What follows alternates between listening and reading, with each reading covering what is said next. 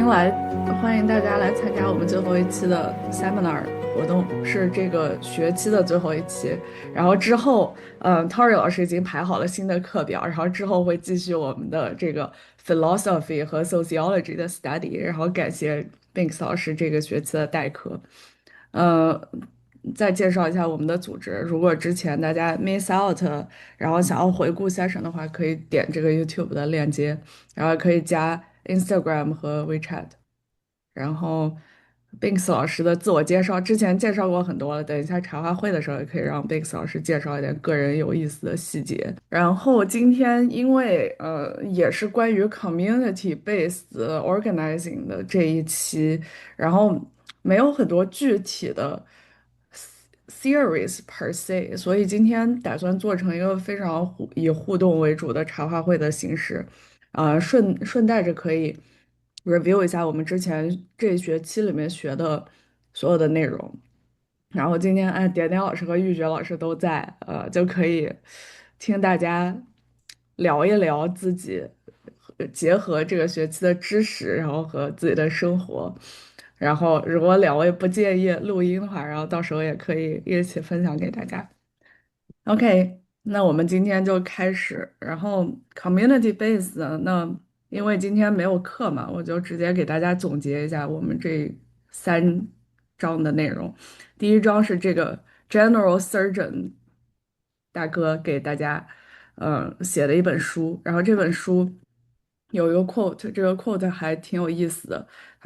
他强调了一个 connection 的概念。因为在 Queer World Making 里面，很多人可能觉得就是一个有些时候被 isolated，但是他觉得，在他的文章的分析里面，还是发现了这个和 world connectedness 和 bonding 对于大家的重要性。然后Binks 老师选了第3章和第5章。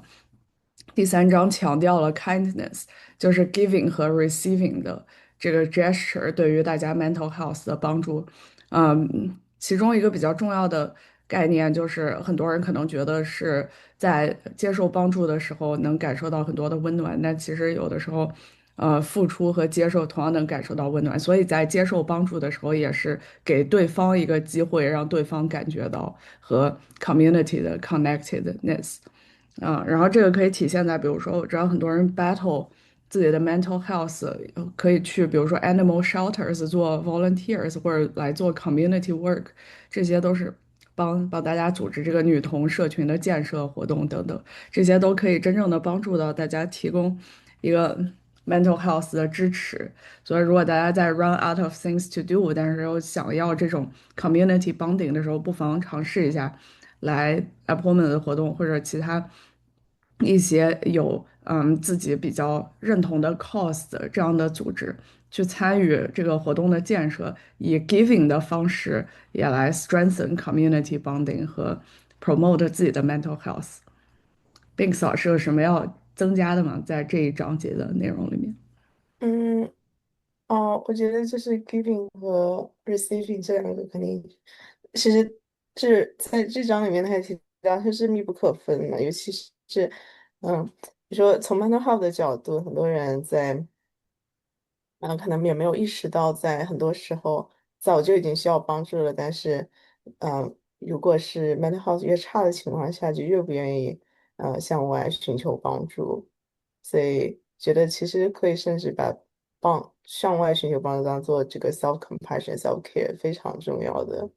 一个目标提上日程。嗯，然后还有很多人肯定也会感受到，其实在帮助别人的时候，其实也确实是在帮助自己和别人产生更强的 bonding 和 connection。所以大家在 feeling depressed 或者 lonely 或者觉得有一点 lost 的时候，不妨拿起自己的手机，或者直接去找朋友们聊聊天、吃吃饭，这样都很有助于大家 mental health。对，我们现在活动也越来越多了，现在吃饭的活动也是频繁是的，所以举办，这些都是很不错，大家也可以组织活动，也是非常 组 rewarding 织的。活动，是的，好的，然后第5章讲了一个 loneliness 的表现形式。它很多时候他的分析是有很多人的 trauma 和这种 resentment，很多时候也来源于这种 lonely 的 state。然后就其实如果大家看到一些比较反常的，甚至 so-called 反社会的一些行为模式的话，很多时候它可能也 stem from loneliness，对吧？这个是作者提出一个比较有趣的 dimension，可能很多人就直接会说啊，这个人很 social path，这个人甚至 pervert，然后他就很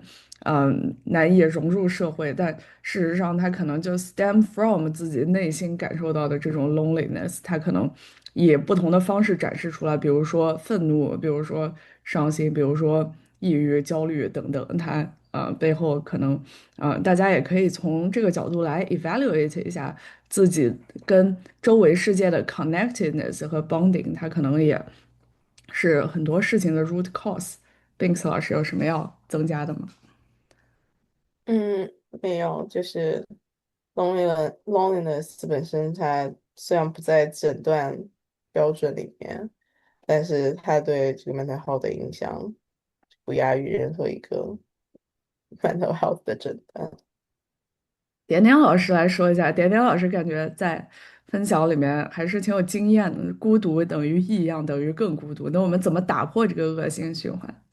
点老师总结的好棒哦，点老师期待您的分享。哦，没有，我最近刚好看了很多关于，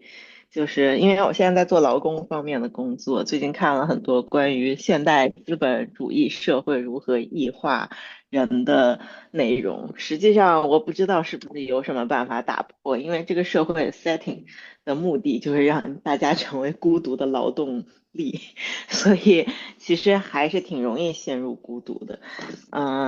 然后当然就是有不同的程度分别，像刚刚雨欣举的例子里面那种给人感觉比较反社会的，或者我们平时在美国街头常常会看到的那些吸毒的呀，无家可归的人啊什么的，他们有很多是退伍军人，或者有很多是因为从小就有一些异常，不管是家庭环境还是自己的身心状况，从而陷入那种更孤独、更无助的处境中。但是实际上，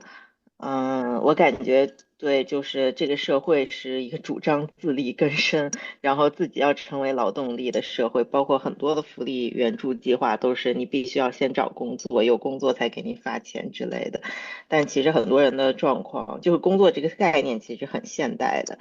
然后很多人的状况也并不适合所谓的工作。我觉得这其实需要社会性、系统性的改变吧。但是就个人而言，我个人就是我不知道，就是个人可能就尽可能的释放一些善意，参加一些帮助边缘群体或者帮助任何你自己觉得价值上认同的群体的这个工作，就像刚刚雨欣提到的第一篇文章的那样，可能会有助于缓解自己和得到你帮助的人的孤独。就是大家怎么样形成社群，进入一个社群，在一些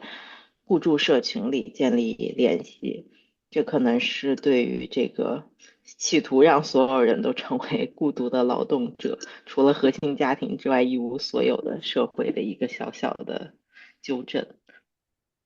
天呐，点点老师讲的太声情并茂，讲的太，哎，非常的沁人心脾，讲的好好。哎，Christelle 也是这种感觉的，太好了。我们讲完第5章的内容，那就是我们第一本书的 cover。然后下面第二章呢，然后今天的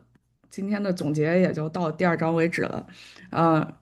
是这样的，第二章它分析了一下在美国 LGBTQ centers 的一个总体的情况。这篇文章为什么 Binks 老师觉得 relevant 呢？很有可能是因为大家尤其是作为immigrants 或者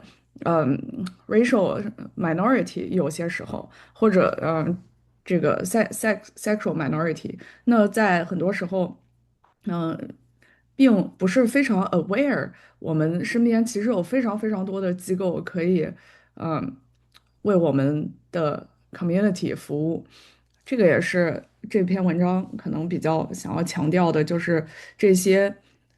这些 LGBT community center 对于大家 mental health 的重要性。那对于我们来说呢，可能如果不是政策制定者，如果不是 state 的 governance，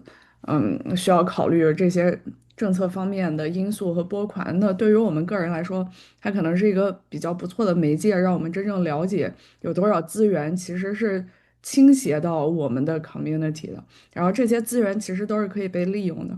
Binks 老师之前举了一个例子，就是说 community center 里面其实有挺多的 free counseling 的 service，对吧？但是事实上，他们并没有被很好的使用，可能来的人就那么几个啊，或者他即使有非常强的精神科医生坐镇去 office hour，但其实真正 show up 和帮助到的人，可能并没有产生很好的对接。然后，所以这个 call of action 可能是可以让大家，不知道大家如果在大城市呢，身边已经有一些 LGBTQ center 了，那这个 call for action 就是大家可以去 walk in 一下，去真正感觉一下。因为大家如果之前也没有什么经验的话，很有可能这件事情就总是想着要去做，然后被遗忘了。那这篇文章可能是给大家一个很好的提醒，这些 community center 还在，despite 比如说现在的 political environment，还有其他的，然后这些 community center 可能也需要大家的 attendance 来 validate 他们存在的重要性。然后我们去的话，也可以更好的跟 community 产生 bonding。所以就是一个非常 win-win 的事情，大家都可以一起去完成。我知道，比如说 LGBTQ center 来说的话，LA 就非常多的，然后三藩就更不用说了，三藩 Castro Street 和周围的这些peripherals 的 NGO 其实非常非常多。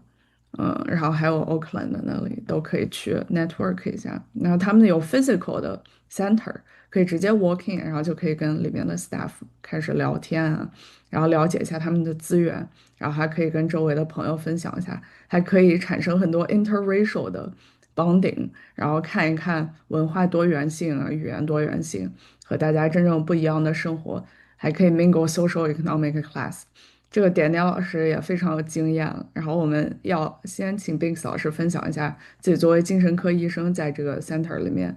的什么样的 observation，然后点点老师和玉珏老师也可以分享一下这个 community 的 network 的 experience。它，哎，这个其实是我在旧金山这边，它这资源是非常的丰富，时候觉得是一种非常 privileged 的状态，但是我会发现，即使是在旧金山资源这么丰富的地方，那些边缘化的人群仍然是更加被边缘化，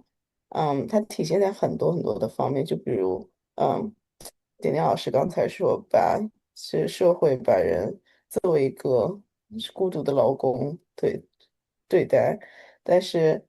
那这个孤独的劳工这个状态呢，是在边缘化人群当中，他们就没有更多的力量去对抗，而这些有钱人，他们就可以拥有各种资源去让自己脱离这种状态。那在就诊的时候也会发现，嗯，大家对，尤其是在很边缘化的人群，像移民啊。这些 LGBT 这人群当中，嗯，因为对精神健康知识的匮乏，甚至是提供了很好的精神健康资源，但是他们也会经常因为他们生活当中也有很多其他的压力，于是就没有把它作为很优先的事项对待。嗯，也就是存在了，比如我的门诊在那儿，然后约也约满了，结果导致一半的人不来，临场不来，那么这个资源就变成浪费掉了。还有就是，嗯，就知识的匮乏，可能也导致了就需要医生就是从业者更多时间去沟通，有时候沟通完之后，可能对方还是没有听懂，就比如做的治疗也没有依从性最糟糕的就是在中国城有一个诊所，叫做 CCDC Chinatown Child Developmental Center，是专门看18岁以下的中国小孩儿。其实也不一定纯中国，但是他进来中国城，所以肯定是主要想要致力于增加这个中国人群的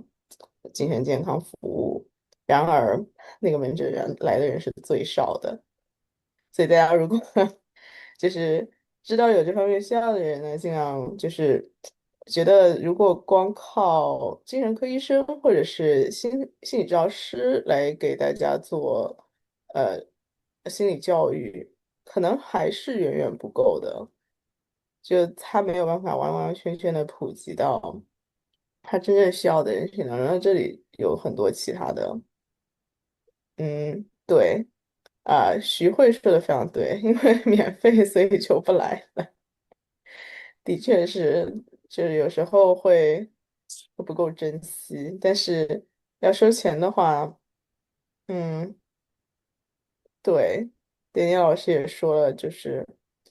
在边缘化人嗯。群当中是会遇到很多很多的各种各样的困难。嗯，对，然后我就分享到这儿吧。就我，就是刚刚玉珏老师也提到了一个很有意思的说法，点点感觉老师先是。开麦分享一下，然后雨觉老师。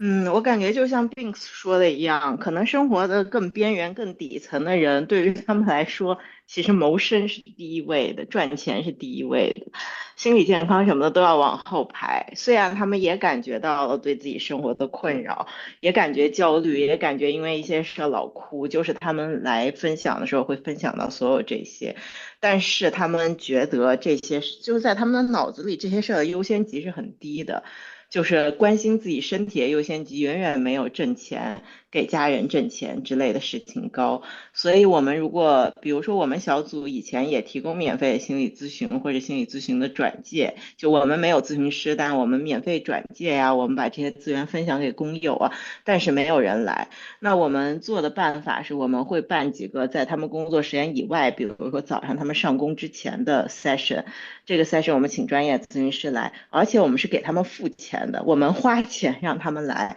这样他们才会来，不然的话他们会觉得还不如在家里多睡一会儿，或者还不如早点去工作，还可以多挣一个工时的钱。所以其实就只有给了他们这个误工补贴，然后再让他们来，然后他们会来，然后来的时候他们也能分享自己的困难，你会发现他们确实有很多心理上需要支持的地方，但是即使在这种就是给倒贴给他们钱的 session 里，他们来了，并且认识了咨询师，然后也觉得有一定帮助。后续去约这个免费咨询师的人还是非常的少的，如果不是完全没有的话，好像有一两个吧，因为就是占用了他们的工作时间，占用了他们的赚钱时间，这是有机会成本。所以其实也不是说因为免费他们才不去，而是因为他们就是没有钱去，是就是对于这样的一些人来说，我觉得是有这种情况的。而且另外就是，我觉得刚才 Zelda 说的也非常对，因为心理咨询师有的时候提供的是一种结构性的分析，或者是一些行为指南，或者是一些就是期待你去做作业、有依从性的一些方式。这些方式确实有用，但其实只有在你比较有闲暇去安排这些东西的时候，它确实有帮助。但是他们都处在一个其实根本没有什么空间去照顾自己的身心健康的环境里，然后往往是工作压力一来，然后同事跟他们一争吵，老板一这样那样，他们其实根本想不到要去用这些技巧和方法。我觉得如果真要改善的话，他们需要一个贴身的帮助，需要的是朋友。但是我们现在这种专业性的心理支持也好，别的一些也好，其实他们其实都是，我觉得挺治标不治本的。但是确实就是不是说完全没有帮助，肯定还是有帮助的。但是我确实觉得他们服务的已经是更 privilege 的人群。对，就是挺难解的，也是系统性社会性的问题，确实不是个别的心理咨询师可以起到作用的吧，这是我个人工作中的一个感受了。不好感意思，说谢点点太多了，老师，我先。特别 helpful。我觉得真的就得系统性学习一下大家为什么不去啊，然后怎么样才可以真正的帮助大家改善生活，而不是只是把这个东西放在那儿and say we're done with it。玉珏老师要不要从社会学的角度也分享一下？就是因为一提到就是心理治疗的话，就是因为刚刚有朋友也提到了，就是学校那种心理治疗，就是因为我不知道大家有没有看过一本书，就是《Anxious China》那一本儿，然后就是它其实就是讲的中国的这个附属于机构下的，比如说你附属于这个工作机构啊，然后有的附属于军队啊，有的附属于学校的这种心理治疗的一个方式。就是它这本书，它其实会讲到的是，你如果是一个附属于机构的这个精神和心理的治疗，它首先是为这个机构服务，它是要求你这个机构，那这个人，比如说他觉得你是心理上有病态了。然后呢，你就不能适应这个学习的任务，不能适应我这个工作的要求，那怎么办呢？我就要想方设法的把你矫正，然后让你变成一个可以继续学习、可以继续工作的这么一个人。但是其实就是他是在为这个机构来服务的，他的这种他的指标也好啊，包括他这个最终的目的也好，他是为这个机构而服务的，而不是为你这一个个体而服务的。所以就是我每次一看到这个机构附属的这个精神治疗的话，我首先会想到的是这个是一个机构的需求，而不一定是属于你个人的一个需求。然后呢，对，就是《Anxious China》这本儿，我看一下这个有没有链接，我给他发过来啊。他其实，我又想到的就是为什么他很多的这种LGBT affirming 的这种心理治疗，他现在在保守政府的这种控制下，他会被逐渐的关停，就是不是因为说它没有用，恰恰是他们觉得这个东西它可能会有用，所以他们会要把它关停，因为他们不想要有更多的人。能够去，特别是这种性少数的群体接触到这种能够帮助他们去自我疗愈，能够帮助他们去悦纳自己的这种性别和性取向的这样的治疗。他们想要的那种呢，就是你在一个环境下，无论你是真心的还是你不得不的，你要去变成一个这个主流社会所要接纳的这样一个顺直人，然后你最好是可以组建一个可生育家庭的这种顺直人。这种是这个保守政府是最希望看到的。包括在国内的话，这近几十年，不能到几十年吧，也就十几年，就是能看到的，就是这个，凡是你的机构名称里面带同志、带性少数、带 LGBT，你的这些NGO，你去申请注册的时候，它往往会被驳回。然后又包括像是这个之前的北同，北同它也就是这个之前叫这个北京同志中心。然后后来就是因为这个不可抗力，就是审查的原因，他们要改成这个北同文化，就是他在一步步的去消解你可能以一个机构，然后来提供服务，从而来形成社群的这种可能。这个是保守派的政府他完全不希望看到的。包括这个川普现在的这个2期的政府，他不断的要去砍这个经费，他告诉你说，哦，他觉得这些服务没有用，他其实是知道这些东西有用的。他认为这个东西它能够这个促进你的社群的发展，然后让这些特别是这个性少数青少年能够更好的去接纳自己的这种性别和性取向的认同，所以他要去遏制这些LGBT center 的一个发展，包括这种可以给性少数支持的这种 affirming therapy 的这种的支持，他也要去遏制。这也是一个原因，对，他们是不希望看到有一批人团结起来，因为你一团结起来的话，你就慢慢地你会扩大，它其实不是一个扩大，是因为你更多的人是因为这种恐同的氛围，然后因为得不到支持，所以就是分散在各个地方，然后你必须要保持一种在柜中的状态。如果你告诉他哦，我们现在有支持，我们有社群，那他就会聚集起来。那这样一聚集的话，他就保守派就觉得说，哎呀，你们都聚集了，你们都不好好过你们的主流生活了，那怎么办呢？这是不是对我的这个传统家庭价值观要产生影响了呢？哎，真的还是要从太权力深了。结构来看这个问题。我觉得玉珏老师一语道破，它就是一哦，个 plot，它不光是一个自然形成，大家不来，而是从权力结构上 enforce deprioritize 这些 community centers。那咱们今天的分享环节就到此为止了，然后剩下的时间就是大家的聊天时间和最后的这个学期总结时间。那我看大家也都在分享自己的人生经历，我们先从最早的这个，要不先 directly address 这个 Verver 的这个问题？哎，Verver 要不要开麦来分享一下？哦，可以啊，就是我刚才在听，大家能听到我吧？可以。我就是刚才听 Binks 老师这个案例，我就觉得说，好像确实跟这个就是比较 struggle 的这个人群去科普这方面的心理咨询帮助会比较难。那很好奇心，就是 Binks 老师也好，心理学也好，就是现在对这个态度什么样，是不是觉得可能是方式不对，或者说 而不是真的没有用，因为我觉得很明显就是精神状态越差，收入越可能低。但是如果你一直在那儿，嗯，工作，然后不去管自己的精神状态，又感觉陷入一个恶性循环。嗯，哇，呱呱呱的问题好深。所以他一开始觉得他们不 deserve 这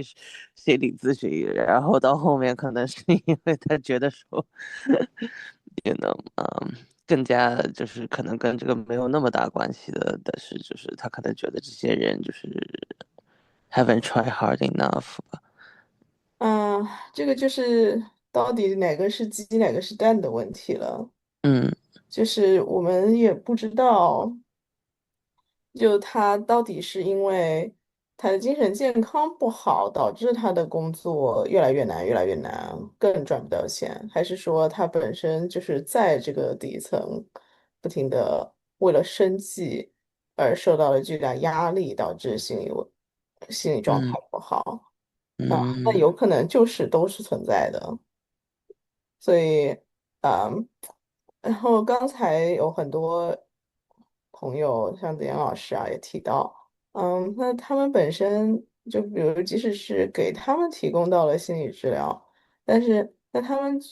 需要的是睡眠，需要的是时间，嗯所以我觉得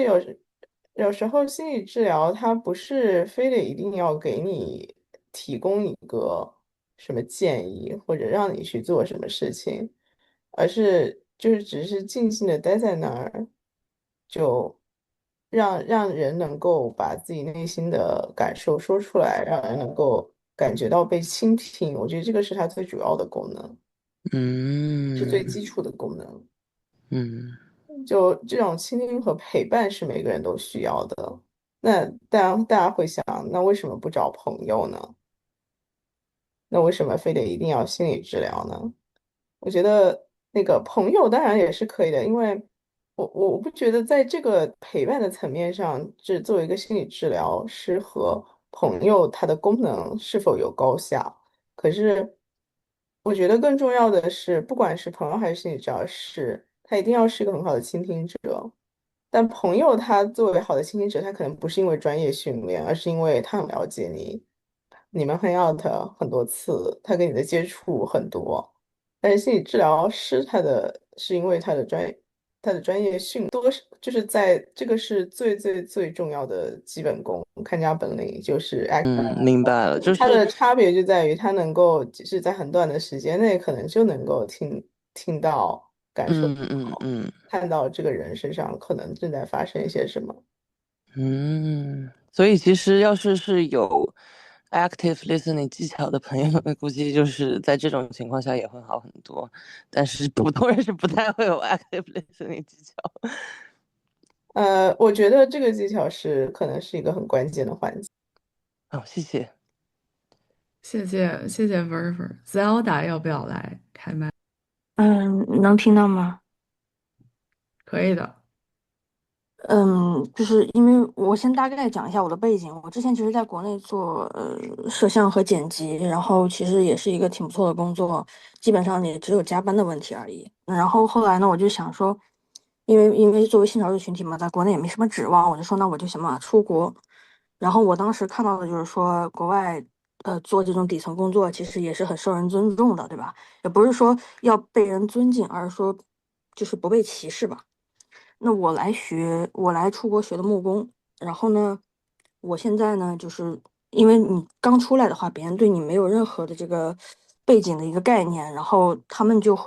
你就很难找工作。其实我英文也还是不错的，因为我在国内干了3年的外企，交流是没有问题的。那但是你没有本地学历的话，那他们其实也不倾向于招你的，而且再加上你是学生，你就没有办法做全职。那么我去找工作。我现在就完全做的是底层工作，一个是 server，一个是那个就是木工厂。然后那木工厂呢，就是一个华人木工厂。我基本上现在是完全面对了一个就是底层工作的那种感觉。一开始是在一个华人餐厅做那个传菜员，那个工作就是干4个小时，基本上你累到第二天站不起来。而且我是长期健身的，我的身体素质已经比所有人好很多了。第二天是完全站不起来的，就是你躺在床上，你根本不想起来，浑身都累。然后呢，另外一个木工厂的工作呢，面对的就是因为我个人是认为我是 non-binary，没有一个性别认同的，就是我觉得我是非二元的嘛。但是你去工厂里面，他全是男的，他就是把你当做一个不能做事情的女人去对待的。其实从一开始他招的时候，就是他面我的时候，他就已经很失望了。我看到他那个眼神，就是明显就是暗淡下去了。就是他会想，怎么又来了个女的？然后呢，我就跟他反复的去争取，我说你把我用一下试试。我说我不希望你区别对待我，对吧？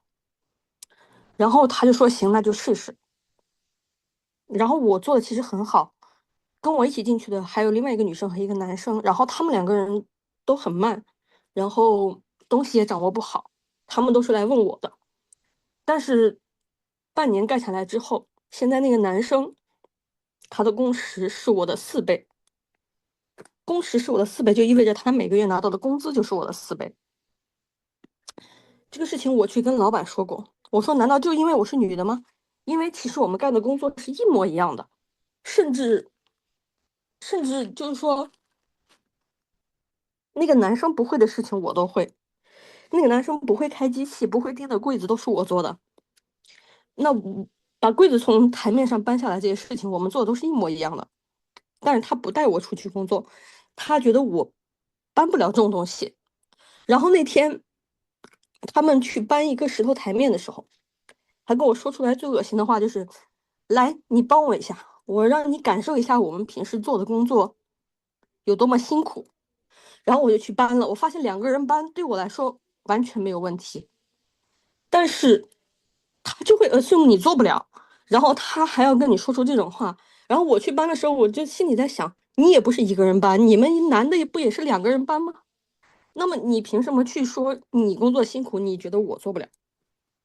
对吧？这些事情就是摆在眼前的，而且这个事情就这种类型的判断，其实不是就是这种状况，就是不是我一个人是这么面对的。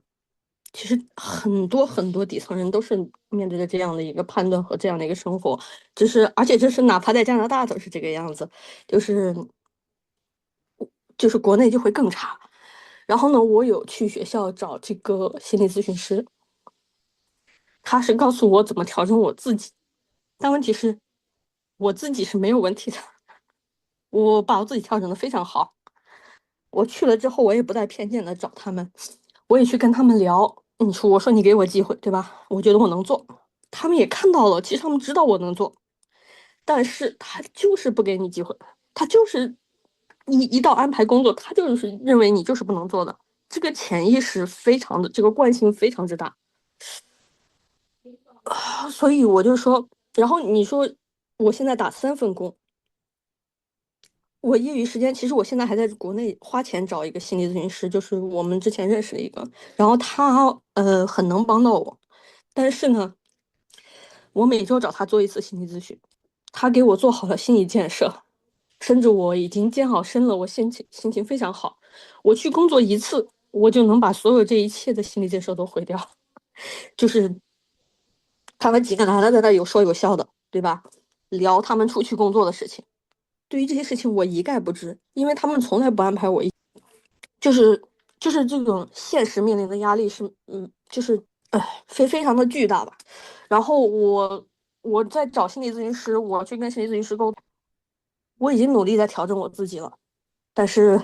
能做的改变很有限。然后再加上你去做心理咨询的话，你肯定是要想办法去把你的思路整理出来，就是尤其是长期的嘛，你需要去整理自己，你不能说每一次就是抱怨就结束了。这种情况下的话，其实对于我来说，我每天就是干3份工回来之后很累的情况下，我去想办法整理我自己的思路，把它整理，就是每周反馈一次，然后整理成一个思路，然后而且整理的过程中你要去反复的经历这些东西，所以你就会觉得你不会想去做这个事情。所以之前你们就是说，好像说给钱的话，他们就会愿意做，说是弥补了这个机会成本。其实有的时候也不光是这个，是因为如果你给钱的话，他会觉得那我就把它当做一个工作，对吧？这是至少。但是如果什么都没有，你只是让我去说这个事情，但是我说完了，我觉得我很开心，我开心了1个小时、2个小时，或者甚至说一天，然后第二天我一去面对工作，所有东西又一次土崩瓦解。这种情况下，就是他去诉说他，而且他去诉说他得到的是一个就是对他的肯定，对他的一个正向反馈。但是回到现实中，现实又在不停的打击他。其实这个正向和负面两个的冲突会让他更痛苦。他有的时候可能他甚至还不如就说，那我就不要去做心理咨询，得到一个这种正向的反馈，那我就是接受这个现实，我去，我们不要去谈它，就是现实中我就麻木的做，然后我也不要去反思这个问题，因为反思会给我更大的痛苦，因为我会意识到我没有错，但是这个现实一直在挤压我，对，这就是我想分享的一个问题。那我是觉得，当然心理咨询肯定是有用的。但是现在就是一个整体的社会问题，我其实我自己也觉得很无解。我甚至想到以后可能我也不会再，就是如果身份拿到，我也不会再做这个最底层的工作，因为对我的消耗实在是太大。谢谢大家，占用大家时间。太宝贵的分享了，我觉得。真的不是占用大家时间，我觉得大家都需要多听一听这些现实的情况、真实的情况，因为有的时候活在 bubble 里的话，就会，我觉得我也是接触了很多就是女工的工作以后，我才意识到，像之前我们做的很多反性骚扰啊、反性侵啊之类的所谓的不堪一击的，就像你说的，就太来的心理上舒。点点老师，要不要再分享一下刚才的那个经历和平时在一起工作的看到的？我在 chat 里其实也分享过了，就是，我不知道，就是我不知道 Zelda 你还有没有可能在工作之外有时间精力去找一些自己的社群，因为我自己觉得就是我们在西雅图做这个女工中心，我们这个月初刚办了2周年的庆祝，就是我们也有一个实体的工人中心，像刚刚说的 LGBTQ 中心一样。就是我觉得有一个实体的空间，然后让大家有需要的时候可以来求助，或者就是来分享一下自己最近的状况，或者就是我们也会定期办各种活动，然后有一些活动是比较现实的，就是法律方面的知识分享啊，或者什么，也有一些是我们像。从我们这个社群建设的角度，觉得希望能改善工人处境的，比如心理咨询这些，其实工人没有要求，就是有的时候法律上的信息他们是主动要求想知道，然后心理健康啊，还有别的一些就是工作，也许不是工人主动要求的，但是我们希望能对他们大家有帮助，也会办，但是就是。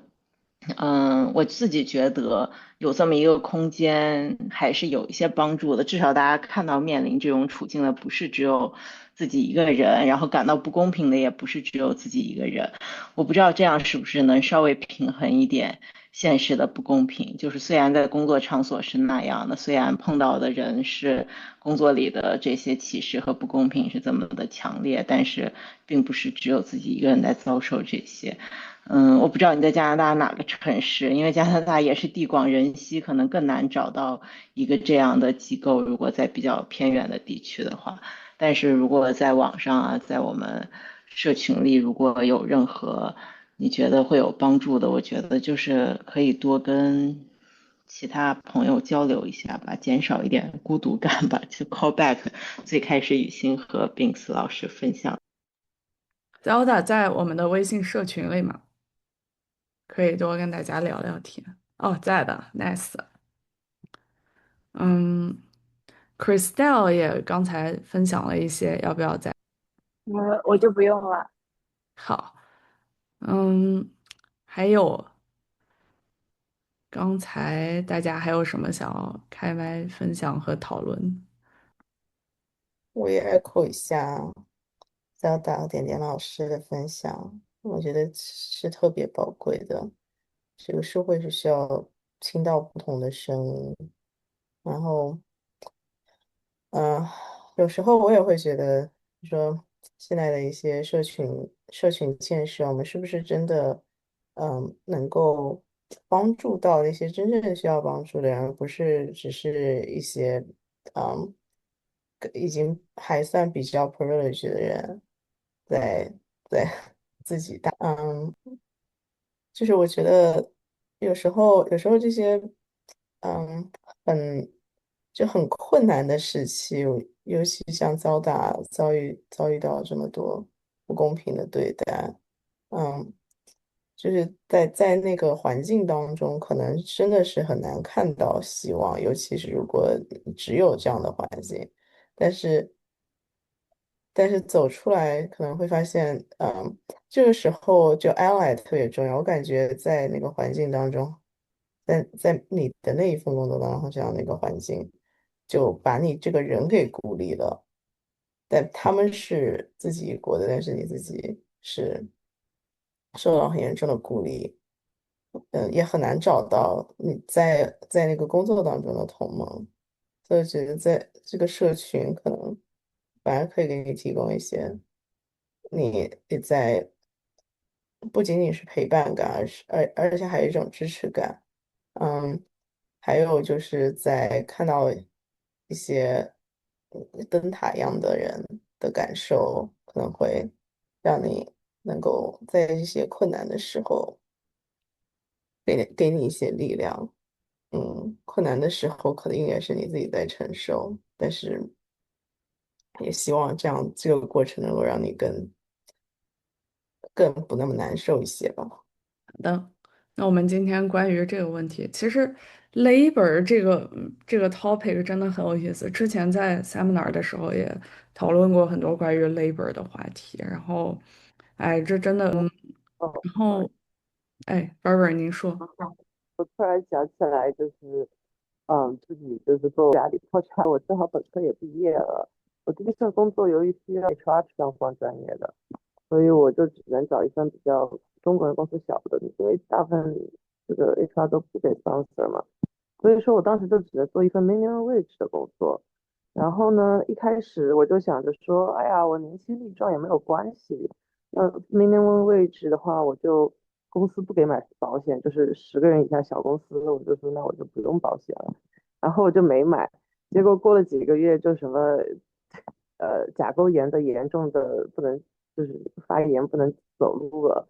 然后光是2个大脚趾去做一下这种手术，就可能一个800刀，这种很贵。然后我就后来想说，哦，OK，那我等到 open enrollment 是不是再去买一个这个保险会比较好？然后结果发现，我靠，人家这个保险巨贵，就是如果是 market 上，而不是公司帮你包。因为以前比如说学校里面它是有很好的保险，或者说大公司也会有很好的保险，但是你自己去 market 上买，就是感觉怎么这么贵，好几百个月。然后我最后还挑了一个，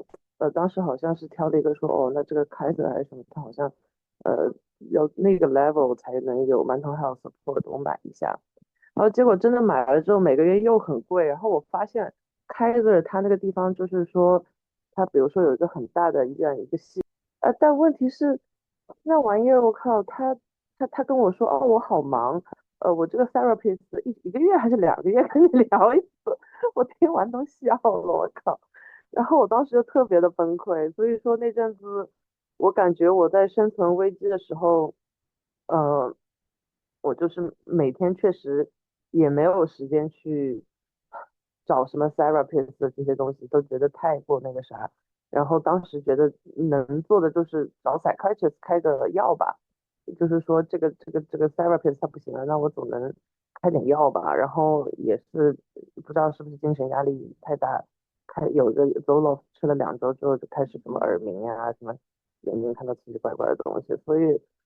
我现在想起来，确实就是真的在那种环境下，你首先让自己有个医保都好难好难，就是我觉得点点说的很对，就是从身份到各种方面都是跟这个东西绑定了，都跟工作绑定了，所以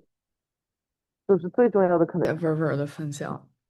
感觉大家真的只听到大家的例子，才觉得这些 struggle 真的并不是从系统上，就是我们去规划，然后做 therapy 这么简单，它就有方方面面的问题。This note，我们 move on 到我们最后的这个学期总结，然后因为今天也是最后一次，平时会有茶话会，但是因为今天内容比较短，所以这学期的茶话会也就在今天一起举行了。然后，之后的话，课纲也会由 Tori 老师分享新的主题。那我们就现在进入这个正式的茶话会环节。现在真的是一个聊天的环节，是这学期整个的 seminar review。可以给大家一个 overview，我们这学期学的内容。第一个是关于 gender 的 identity 的 lens，其中讲了挺多 gender dysphoria 的诊断和一些关于精神科和 gender 的这个overlap，然后societal trauma，然后这个讲了很多 stress 和 trauma 的问题，然后和精神科是怎么来 approach 这个我们 community specific 的 trauma 的。然后self care 这个讲了 attachment，这个大家都挺感兴趣的，就是关于恋爱关系啊、attachment style 等等和属于我们 community 自己的一些 attachment style，没有被这个传统什么回避呀、焦虑啊等等 cover 的一些 specifically belonging to us 的这些方面。然后 neurodivergence 这个上次讨论很有意思，讨论了大家的神经多样性和每个人面临不一样的这个生活的一些挑战，然后还有今天的主题。好的，那我们这学期的主题分享就到此为止了，然后大家可以开麦来回顾一下这个学期学的内容有什么。我 shout out to 雨欣，真的太厉害了！觉得没有雨欣的话，就没有这样的精彩的 seminar。哎，我虽然很好奇，就还是是比如说像玉珏老师这样在深耕社会学，然后之前学了已经有6个学期的社会学，大家一起来分享。玉珏老师也是长期的嘉宾，在坐镇这样的 philosophical 的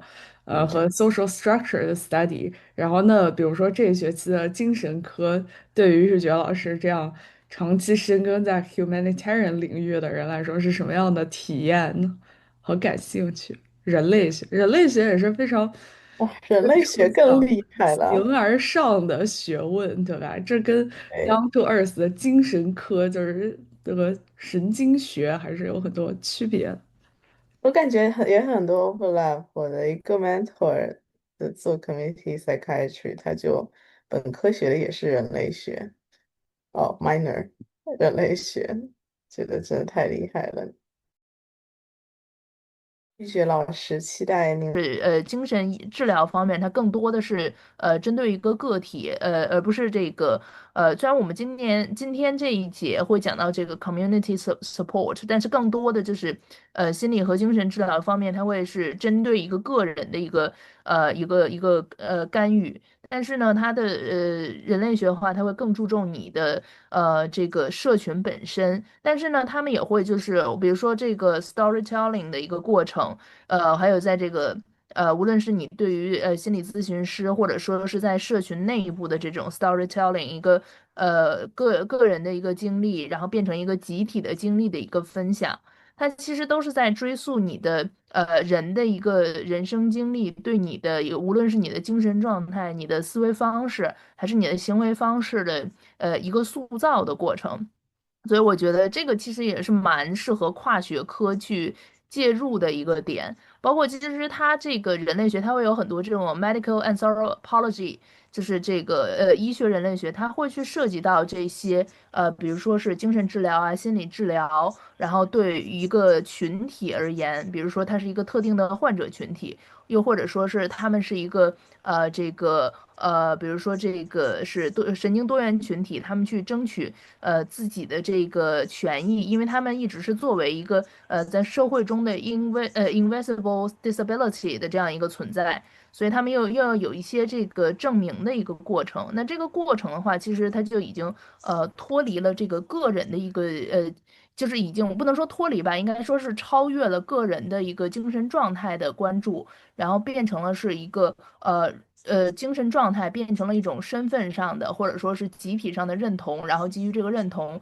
去如何争取权利。所以我觉得还是有很多共通之处在的。听着好不错，感觉哎，这些都现在跨学科的这个也很常见。感谢玉珏老师的 validation，看来还是大家学到很多内容。大家有什么其他的这学期比较 stood out？我看很多人都来了很多期，像这位蓝鲸朋友啊，然后还有学会。南京朋友，加一句，就还是刚刚讲的，说医学人类学 （medical anthropology），其实，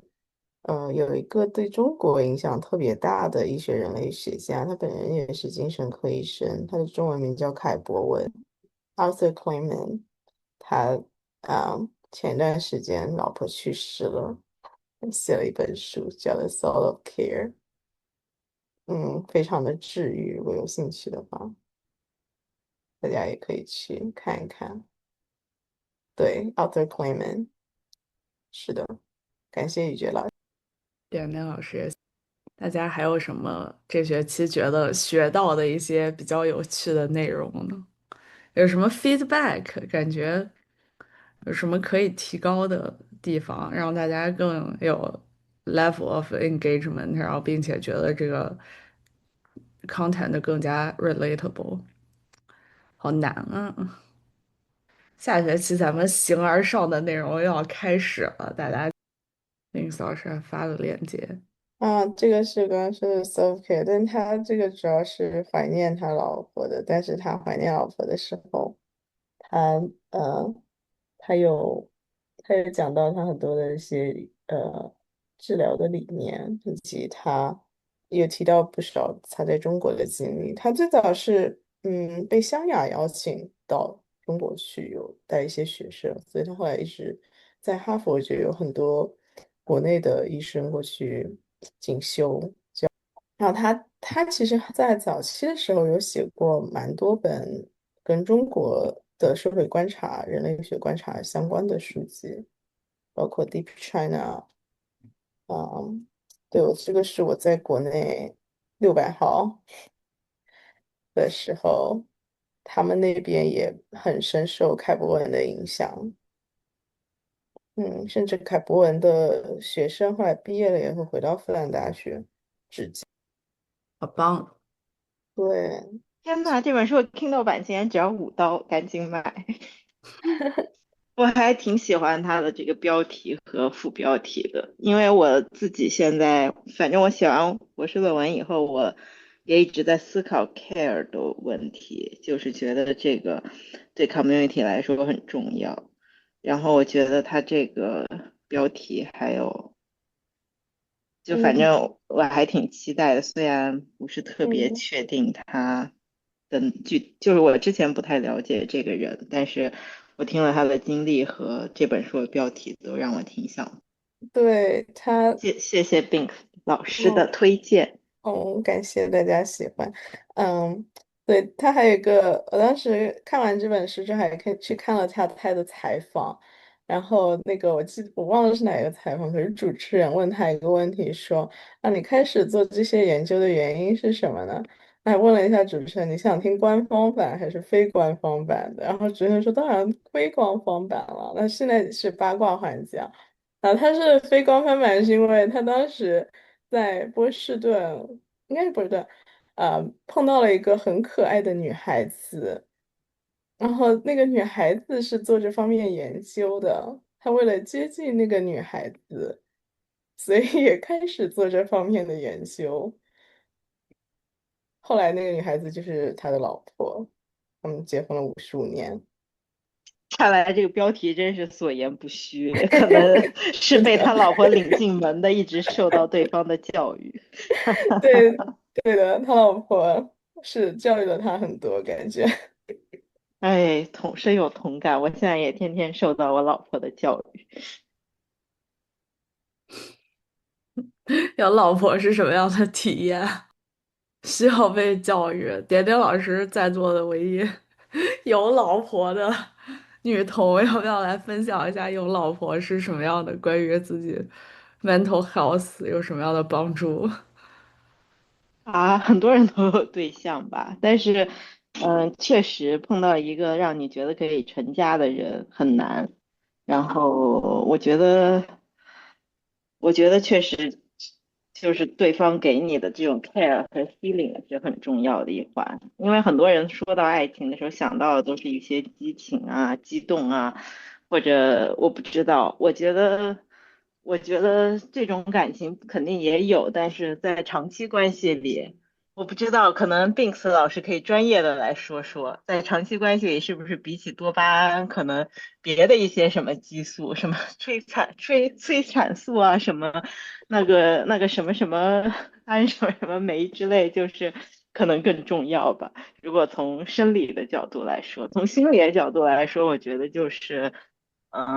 就是一个可以接纳、看见你、听到你、接纳你的人。然后他不会 judge 你，不会因为我的各种 ADHD 导致不靠谱行为啊，觉得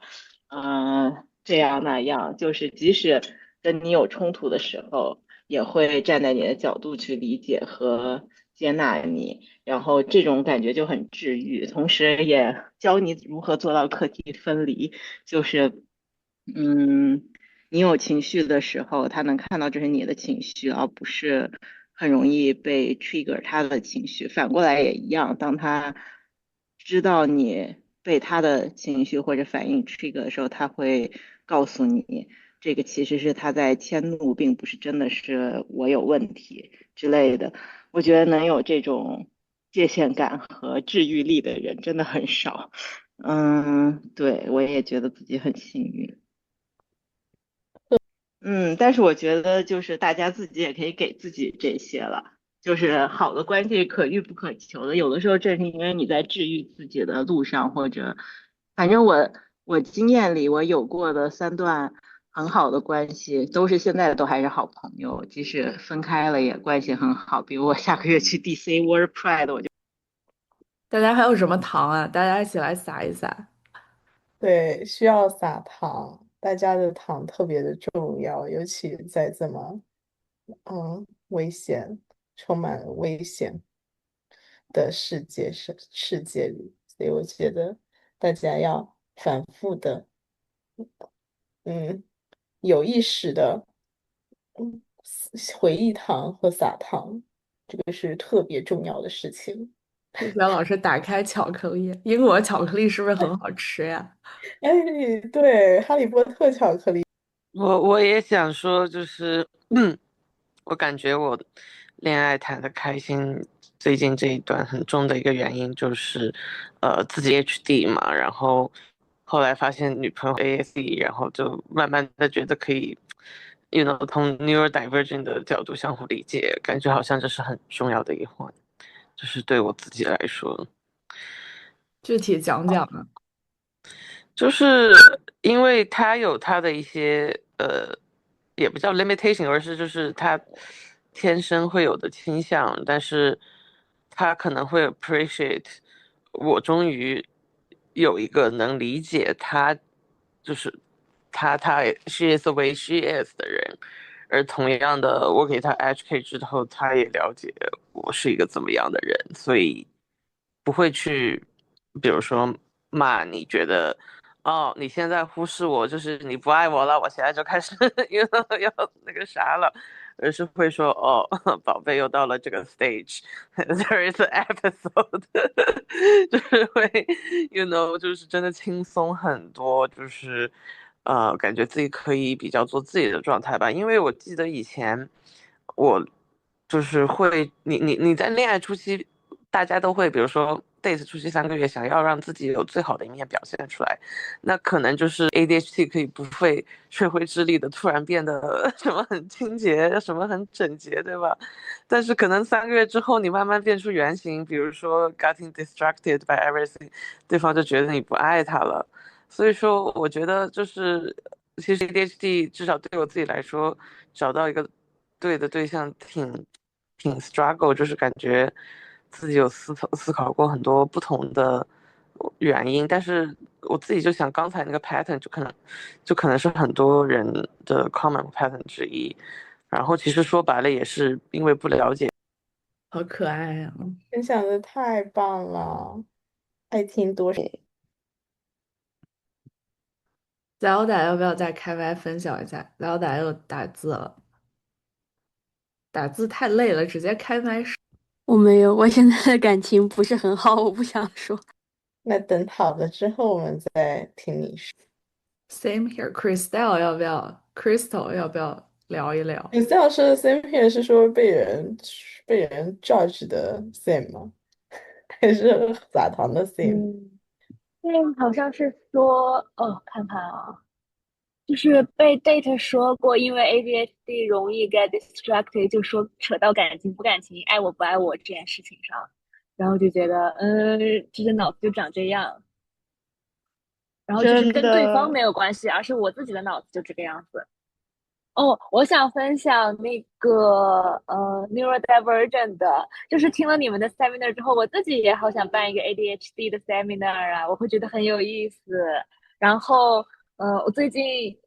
近就是因为没有交上之前说的那个毕业论文，然后应该是要被退学了，然后而且自己还是不是很想就是去 appeal 这件事情，我就总觉得。就是我论文也写的差不多，就是关于 creep theory 啊、creep time 之类的，就是它是一个就是不同的时间概念，然后大家的时间概念不同，并不意味着你要被 like 退学或者 failure 之类的这样的一个比较显 deficit 的词儿，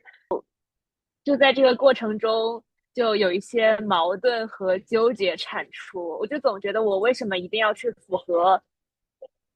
就是 Crystal 线性的来拜一学术次。时间规划。阿婆们诚邀，因为是这样的，之前我们也讨论过 Creep Theory，然后是在第4期讲 bodily issue 的最后一期的阅读材料就是 Creep Theory，然后如果你感哦，兴趣 是吗？host seminar 的话，可以直接来 host，我来哦，给你我感兴主趣，我持，感兴趣，我可以直接来了，太好开好了。心，太好了，有地方了，太好了，耶、对，好我就看那个 Christian 那个 Queer，然后我就觉得很感动。对，我，Crystal 其实老师有微我其实信吗？我加就是，你一下。有我加了你，好的我是觉得，就是对于我的人生课题来说，比如说我所追求，就是我比较，我相信的 belief 来说，学位没有那么重要。但是我觉得拿到学位可以更促进于我去做我想做的事情。有啥极限求生途径吗？我也不知道，就是我们可以，但是我们也可以去聊一聊。是的，可以聊一下。我当时直接去找我们研究生院的定聊 ADHD，但是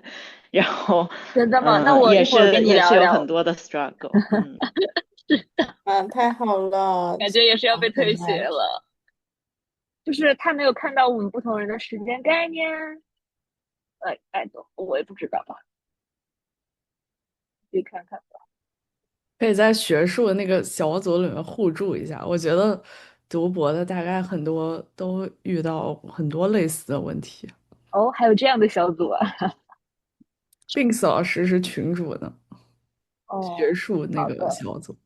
一会儿找 哦，你 Bix 说的聊。学术组啊，啊，我把你拉进。哦，我上次去看了一个脱口秀，也有一个 ADHD 的博士，就是分享他的学术的经历，且而且就是比如说，嗯，比如说有一个标签就叫 temporarily able-bodied，就是 TAB，就是暂时没有残障的人，就是强调其实正常打引号这个状态也是暂时的。然后比如说医学里面通过什么慢性啊、间接呀、持续性啊，然后这种持续时间或者说什么复发频率来描述，然后似乎也会有一个默认的时间性的概念，但是 creep theory 就是说，不是需要认同你为残障才可以实践这个 creep theory，或者做出 creep theory 的符合的行为，就是我觉得只要认同就可以。其实这跟咱们今天主题也完美关联上了，因为整个哦，时间性也是现代对这种 function、对这种 productivity 管理的一部分。我最近刚好在看陈冲的那个自传《猫语》，写到他们在蒙古拍戏的时候，跟对方说让第二天借马，对方说好，第二天上午把马从另一个草原给你赶来。结果他们晚上快5点才到，然后他们问什么不是说好上午的吗？然后他们笑着说，对呀，这不是给你赶来了，就是大家时间概念是完全不同的，那些牧民的时间概念根本觉得只有第一天、第二天的区别，不会知道什么上午9点、下午4点之类的，只要当天完成了，其实就是一天就是一天的事。但是我们现代人就会被时间把一天都分割成24小时，然后总是活在一种时间感的紧张焦虑里面。然后时间感稍微和所谓正常不同的，比如说 ADHD 这种情况，就会非常的 struggle，因为根本这些学校机构事先设定好 schedule 是不会等你的，对它就是要求所有东西都是预先排出来。对。哦，对，是的。然后就比如说这个 academic 的 calendar，它也是事先排好的，而且就是谈到 ADHD 跟这个时间啊，我觉得就很 tricky。就比如说 ADHD，它实际算是一种发展障碍，就是 developmental disorder。那其实它是隐藏了一个对正常发展的期待，就比如说谁发展，就是它会有一个谁发展慢了，谁发展快了这样。就是还让我想到一个例子，就是 Weber 的女朋友，她小时候还被以为是弱智，然后差点要上弱智学校，然后其实后面学历也很高，然后也很聪明，之类的。那就是她小时候也可能是 developmental disorder，但是这个它其实隐含了一种发展慢了、没有正常发展的期待，但其实就只是不一样，就是发展的快，不就是偏离啊、延迟啊、脱轨啊，这样并不是就是 disorder 了。就是我觉得就是可能会有点批判于对于不仅仅是 developmental disorder 这个词儿，或者说在医学或者心理学里面，就是比较临床的语言，更多的是文化上对于productivity 啊，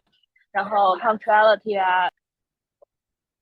就是现代统计学的分类统计工具在管理上的作用。然后对他来说，如果说古代的权力是这种什么一个国王的生杀予夺大权的话，现代的权力其实是这种分布式的，体现在所有这些精细的数字化的管理之中的。嗯，然后当然在微细的地方也会有各种各样的反抗，但是就是在这个意义上，其实这种管控已经无处不在，权力已经无处不在了。我觉得他的权力可能比较类似于我们大家心里想的管理的概念，就好像阿伦特的。我很喜欢另一个政治理论家的权力的概念，可能偏向于我们所想的这个组织 organizing 的概念一样。但是就是 anyway，就是福柯的权力理论在《信使》这本书里有比较详尽的一个阐述。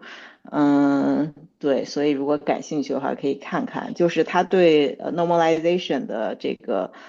思考，也是在他的权力理论那部分前后。就是如果看这本书的话，可以看一下他主要讲 power 的部分，它里面有讲到一些就是他对 power 这个概念的理解。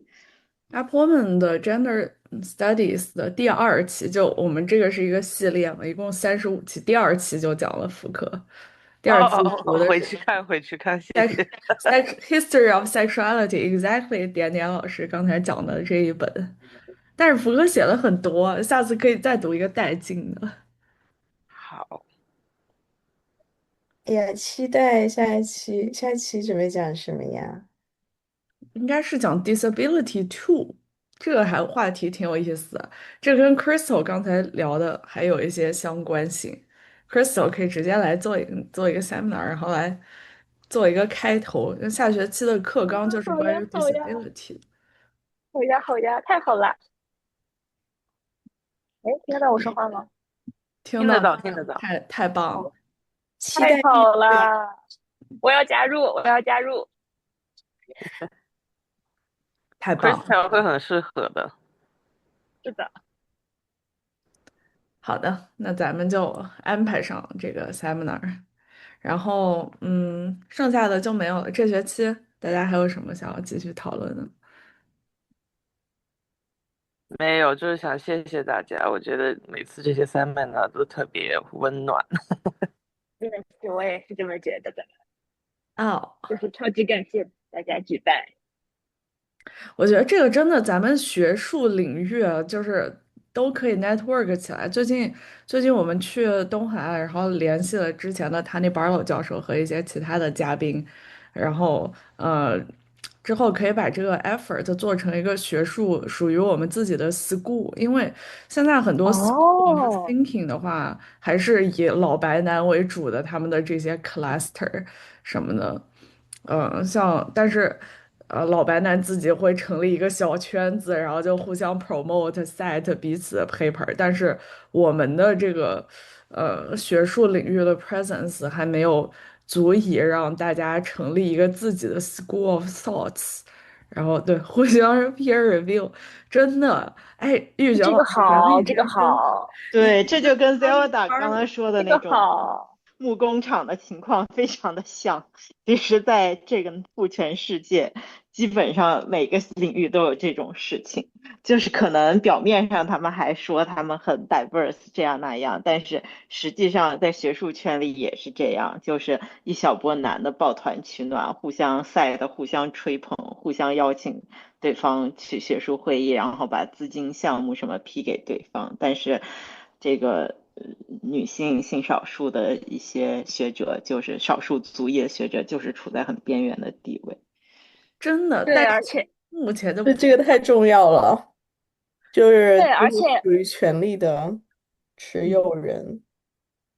而且而且还有就是文章就是说，在历史学领域，就是 neurodivergent 的学者非常非常少。然后其实就是在别的领域也就是这样，就是他们会被各种各样的东西卡住，然后就没有办法发挥他们的学术的特长优势，只是因为被一些不同的时间卡住了，时间概念卡住了。然后我就觉得，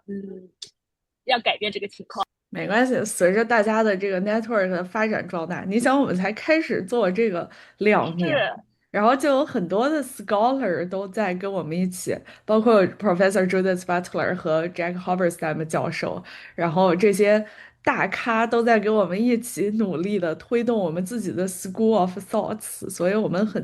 在不远的将来，我觉得咱们就可以团结起来，我们肯定可以的。对，让这个是老白通过我们的男的群体变的得没那么 relevant。思想体系以及互相，上次还跟雨欣商量说，我们也要互相的 lift each other up，就是老白男他们做的那一套，就感觉会只是把自己人给捧到一个比较高的权力位置，可是我们。我觉得像 tech 群里面相互 refer 就是一种我们的那个方式，对吧？我们就也在互相 support。对，就特别的重要。嗯，就我们领域，对，我那天还跟一个在德国的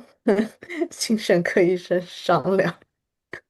是我们领域要如何把女性，嗯，更更加的，就是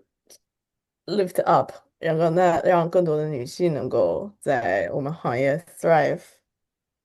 然后他做的事情就是，他也是在德国一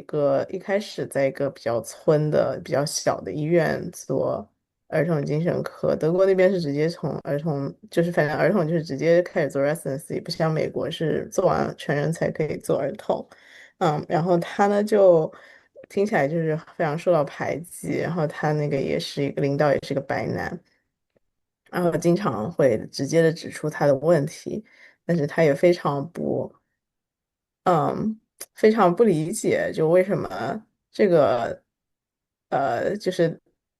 他不理解的还有在于，就他本身就是一个刚刚进去培训的，那肯定是做的事情不一定就没有那些特别有经验的人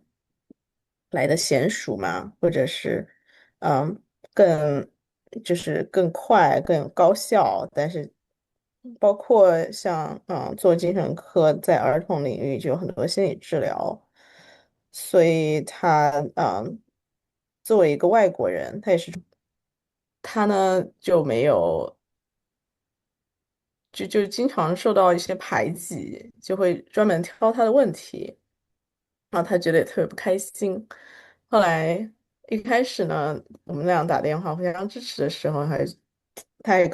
也觉得，哎，他想要转行了，就不想要做儿童精神科了。我想，然后我呢，这个体验完全不一样，学儿童精神科简直是全世界最好的专业。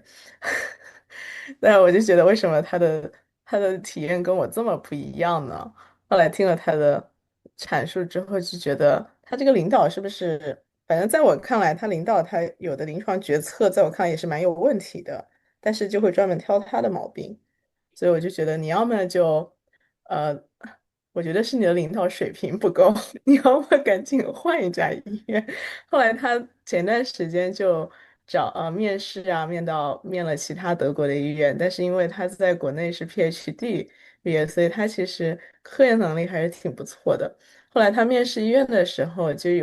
尤其是德国的一些就排名数一数二的医院，其实对他的背景还挺感兴趣，尤其是他在德国有做过临床了。于是他后来他在面试的时候，甚至是有的挑选，就那种海德堡啊、亚琛啊，就这种前几名的医院，甚至都给了他 offer。他最后居然有的挑了，后来他就挑选了亚琛医院。然后他进去之后，嗯，第一就才刚刚和他的新医院的领导做了一个supervision，那个医院的领导就跟他说，这个心理治疗方面嘛。你呢就尽量的做，反正做错了对了错呢也不是很要紧，这个就是到时候都会给你 feedback 的。然后他后来就是类似是这样的谈话，就是后来他回去之后就哭得泪不泣不成声，就是我当时就想，那他在曾经的医院受到过多少的排挤，就是在他认为他其实已经非常努力的在学习如何做心理治疗的时候就，呃不被认可，但是在新的医院呢，给了他极大的容错率和包容性，然后让他其实反而更能够学到怎么样真正的，去给小朋友做比较好的心理治疗，所以然后。所以就是想到这方面，我也非常高兴他能够去到德国非常好的医院来继续他的职业，最终也没有转。好棒啊！真的，我觉得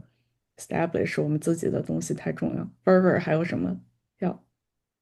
嗯，没有，我就想说，我感觉有的时候工作中这种压迫真的会摧毁掉一个人，让他觉得是不是这个世界就是这样子的，然后感觉你每天面对，就是我感觉这工作真的这种心理压力太大了，因为最近自己也有点工作方面的精神压力，感觉有的时候很容易陷入一些思维，特别是如果你每天都要跟他们就是这样面对，就比如说，其实我公司已经相对来说比较接受 neurodivergence 的概念吧，就是会有这样子的一些 support group 啊，怎么样？但是每个人的情况也很不一样，然后就算老板他们知道，但是他们也没有办法，就是就像那样子，真的用 neurodivergent 的那种办法来理解你。然后我其实自己的话，我是上周开始休假了，因为我就是精神状态各方面不太好嘛。然后我老板的老板也知道，结果他儿子的，然后就是他的意思，我感觉我快要进 PIP 之类了吧。然后我不知道他是安慰我，还是只是就是跟我那种聊天。他就说啊，但是上周我也真的，扯远了。你的公司开起来，慢慢发展，随着大家事业的进步，咱们可以，我觉得这些都是很好的 business ideas。谢谢，真的吗？谢谢。蓝鲸朋友要不要开麦分享一下这个公司的问题？感觉真的这个 promotion 尤其的 subject to bias。咱们还是得，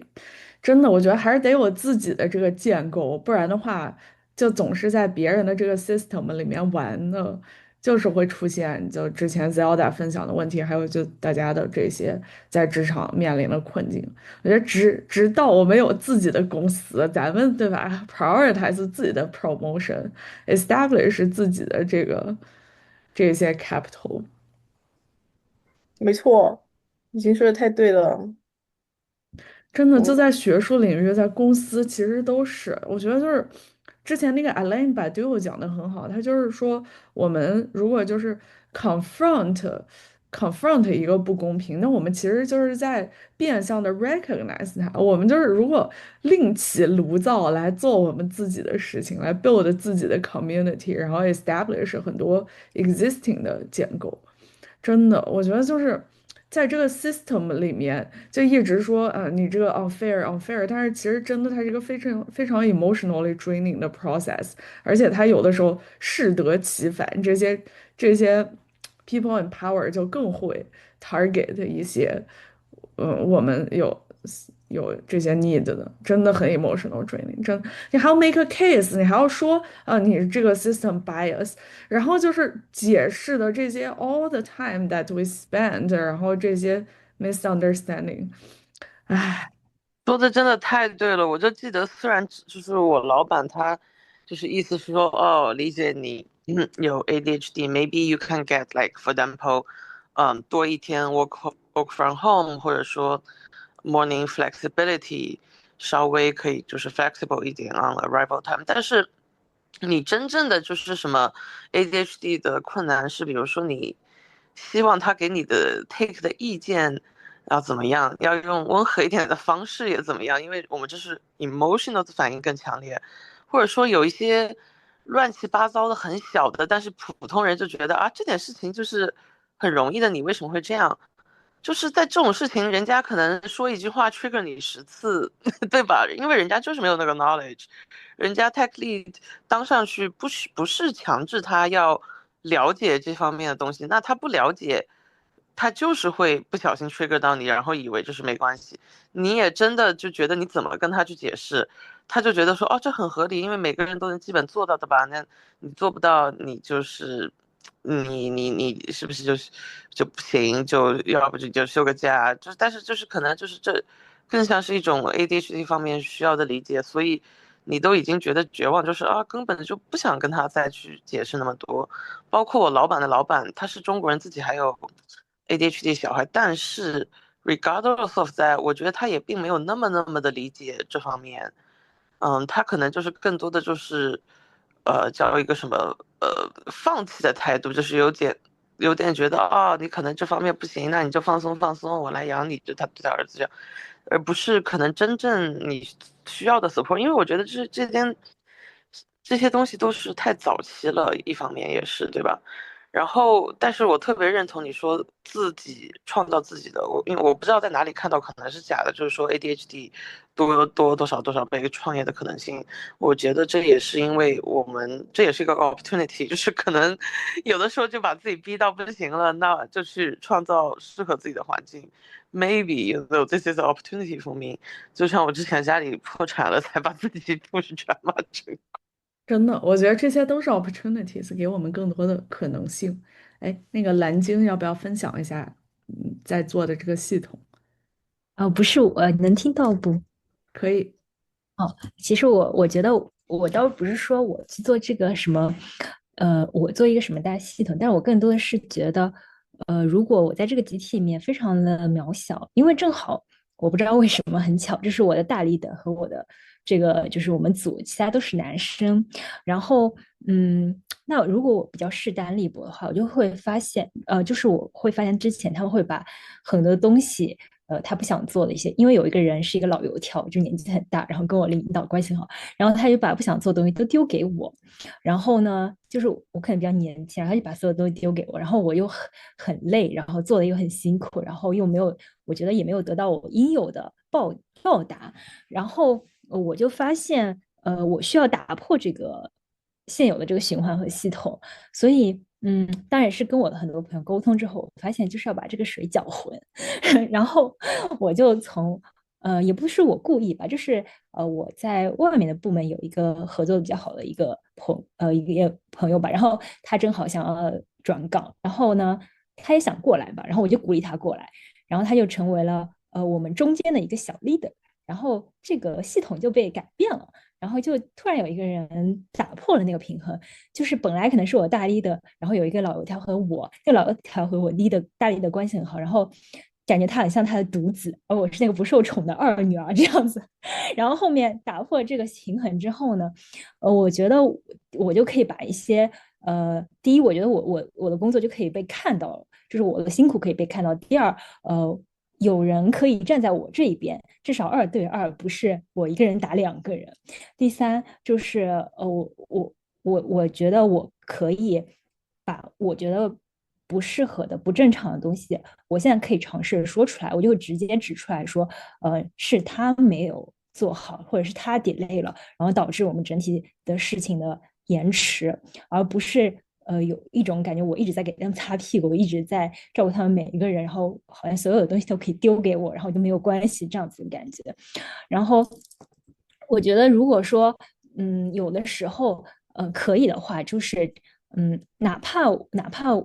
感觉自己，其实我并不是很擅长去做这种博弈啊什么，我也是在做尝试。但是我觉得，你只要试一下，然后再假设可以问一下自己，如果最差那会怎么样呢？好像我发现最差也不会怎么样的时候，我就觉得有很多的勇气，而且我就不会被我的领导 PUA 说，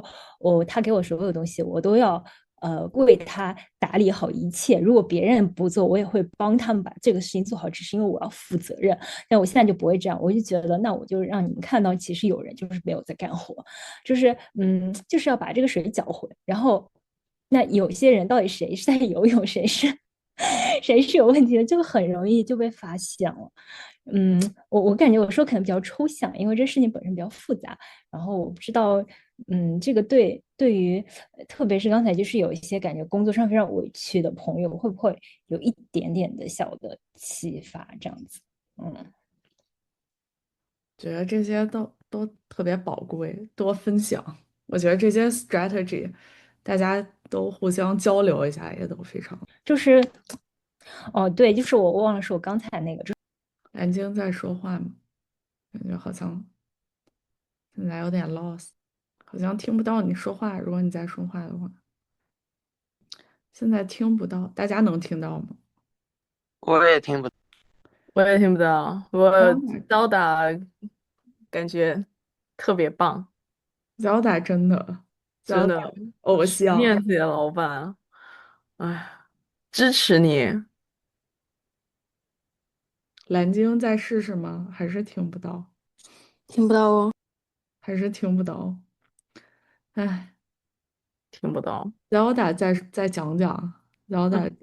没有，想先说是雨欣老师也好辛苦啊，每次兢兢业业